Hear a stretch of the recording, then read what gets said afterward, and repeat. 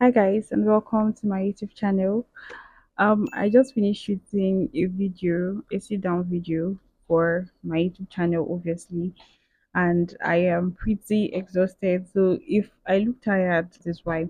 So this is a Q&A session. I put out an anonymous thingy on my Twitter page so people could ask questions because I feel like it's going to be interactive and fun. I have the questions right here. Okay, so if I keep looking down, or if it looks like I'm looking down a lot, then I'm looking at the questions.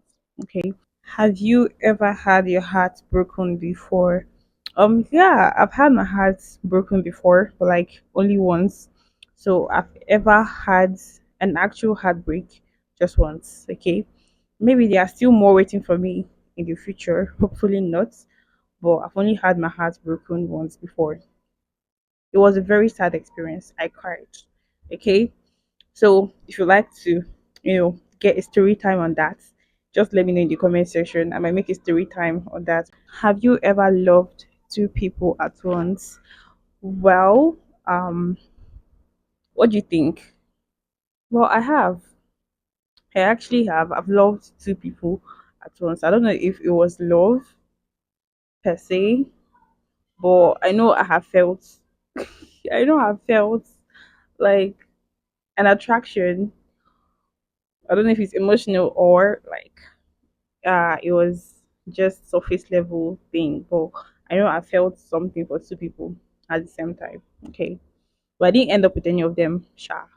Okay, so that's one thing is when you like get involved with two people, or when it feels like you have emotional connection with two people at the same time, it never turns out well. Okay, don't do it. Does physical attraction matter? Of course, of course it does. Like for anything emotional, like for whatever I have with anybody to ever get to the emotional level, I have to be physically attracted to you first. Okay, because I feel like the physical attraction sets the basis or like the ground for it to grow into anything emotional. Okay, so yeah, you have to look good because it's your face that I'm seeing first, not your heart. Okay. So when I meet a person or a guy for the first time, what I'm seeing is his face. I'm not trying to look inside your heart. Okay. So physical attraction really, really matters a lot to me. Okay. What is your dream job? What is my dream job? A dream job does not exist because hear me out.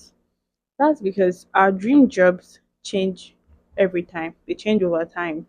You might think this is your dream job and then you get another one. And basically, our dream job is anything that's going to, you know, fetch money for us while we also do something that we love. So if I get to do something that I love while also making money from it, then it's a dream job.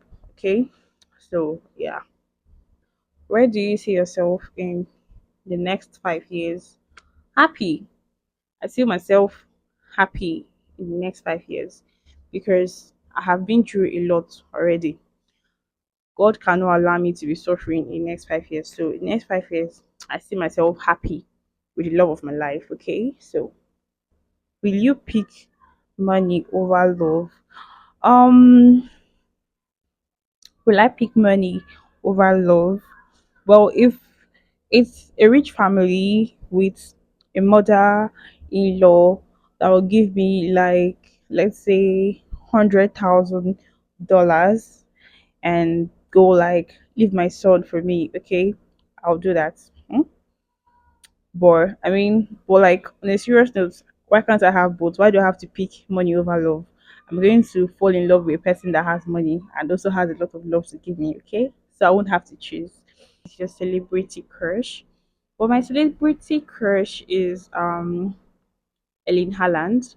A lot of people that know me already know that because like he's my man. He's my man. Like I am in love with Ellen Haaland. He just does not know it yet, and I'm his wife in Nigeria. He just doesn't know it yet too. So if you know Ellen Haaland, please say hi to him for me, okay?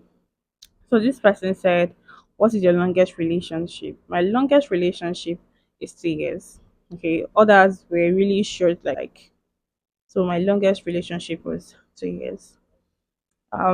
Moving forward, this person said, "What is your favorite movie type?" My favorite movie type is horror movies. Everybody that know me know that I am a diehard fan of horror movies, and I'm not speaking paranormal movies. I'm talking about serial killer. Okay, I'm talking about those creepy shit. I'm talking about. Sorry, I don't think YouTube allows us to use offensive words. So I'm talking about movies that scare you, but not like the ghost kind of scare, but like the serial killer kind of scare. All those screaming and everything, like I like it. Okay, age. Okay. I realized that a lot of people were asking about my age in this particular uh this thing Q&A. I'm 22. I turned 22 in April on April 1st. Okay, so I am 22 years old. So the next one said, "What do you have against short men?" Okay, I don't really have anything against short men per se, but I just wish that they would stop moving to me. All right, like I don't fancy anything about short men. They are not my type. They are not my spec. Even though I don't necessarily have a spec, but I know that as a girl that is tall, I wouldn't want to be with a man that is shorter than me. All right, and I also think that short men belong with short women. Okay, so you guys can just give birth to minions and all those roundabouts, small children. All right, on a scale of 1 to 10, rate your childhood. Okay, I'm going to rate my childhood on. I'm not gonna say 10, but it was a solid 8.5 because I had a really amazing childhood. Like I had those dream like childhood. Okay, I had really nice childhood memories. I had supportive parents.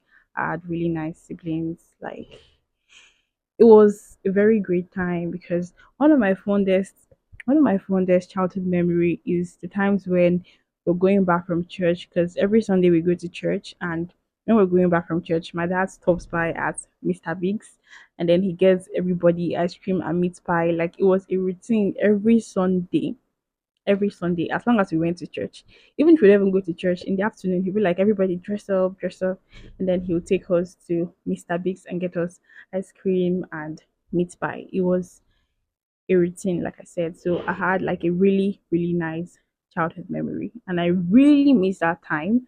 Okay, but really, there are some times that you can't get back. So I'm just glad that I got to experience that. Okay, so yeah, that is that. Next question says, "Why do you hate yam and egg sauce?" Hmm. I'm going to assume that this person has watched my YouTube video on the food takes because there's no how you know if you've not watched that. Okay, yeah, that's true. I actually talk about it a lot on my YouTube page, on my Twitter page. Okay, so I used to like yam and egg sauce, but something happened. Okay, one time I ate it and I had really bad stomach ache. Like I was throwing up, I was very sick, I got very sick, and since then I have developed very huge PTSD for yam and egg sauce. So since then I think it's trash. Okay, so if you eat yam and egg sauce, please don't talk to me. All right, block me everywhere. Okay. So yeah, that's it for yam and egg sauce. It's not really anything much. I just had like a really bad experience with it, and since then I'm not giving it another chance again. Okay. The next person asked, "Where did you grow up?" I grew up a lot of places. When I was little, during my childhood, we moved around a lot, like a whole lot. Okay. So sometimes my dad had to move us from this place to this place, from this place to this place. So I grew up in a lot of places or at a lot of places. Okay. So yeah, that is that. What do you think of long distance relationships? What I think about long distance relationships is that to be in a long distance relationship, you need to be willing to put in the work. Okay, because long distance relationships is a lot of work, but like I think I prefer it to the short one sometimes. Okay, because I feel like sometimes as couples You need space, okay? And I am somebody that sometimes I don't like people all up in my face. Okay, that sometimes I just want my own time and all of that. So yeah, long distance relationships, back to that, you need to be willing to put in enough work. And because literally it's the work, like if you can't put in the work for long distance relationships, then don't do it at all, okay? Just take your short distance, the one that I can just take bike to the person's house, okay? So this other person said light skin or dark men, like light skinned men or dark skinned men. I don't really have a type when it comes to skin color. I've dated every color of man. I have been with every color, and I don't really discriminate. Like, not necessarily discriminate, but I don't have a particular color of man that I'll be like, okay, this is my type. Okay.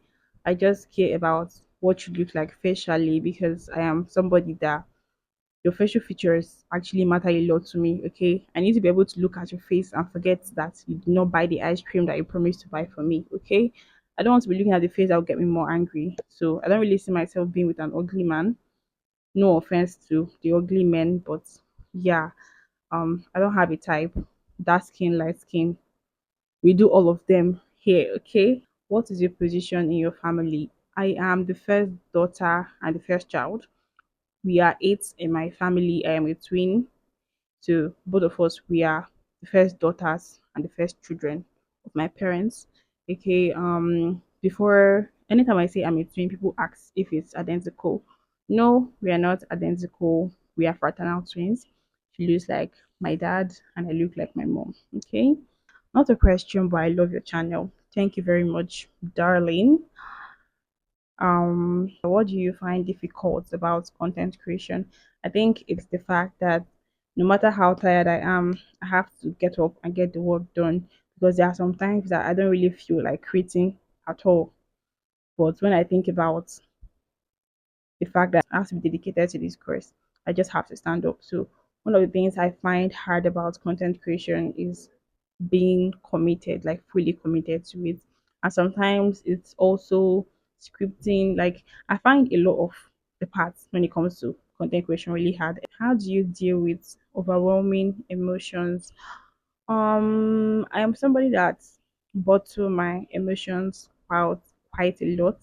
Like sometimes I just go numb, okay? But one thing that is very constant with me is that I get to a point when when I feel the breakdown coming, when I eventually break down, I allow myself to feel everything. Okay. So I allow myself to feel every single thing and then I cry them out. Like I cry.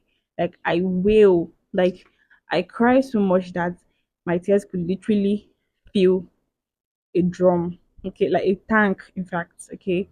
Like I could cry and it will rain everywhere. That's how much I cry. So I make sure to let everything out.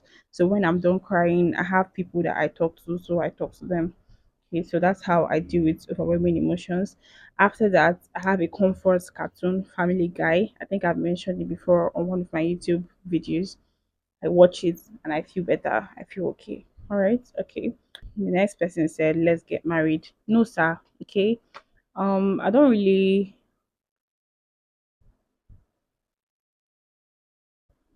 No. Okay. No, we're not getting married. I don't know why men think that they like. I don't know why they think the word "let's get married." Maybe I don't know. Like I get the question, the this thing a lot, and really nobody wants to marry you. Okay, like I am not desperate for marriage. Like the least of my worries right now is marriage. All right, I need a lot of men to understand that. Like that's the least of my problem right now. Like I have a lot of things going on in my life, and marriage is not part of my problems. Okay, so no, we're not getting married. So that's pretty much not necessarily all of them, but like the ones I'll be answering because I am pretty exhausted. Like I need to go and rest. Okay, so yeah, I have come to the end of this particular YouTube video. Please give the video a thumbs up. Don't forget to subscribe, and I will see you in my next video. Bye.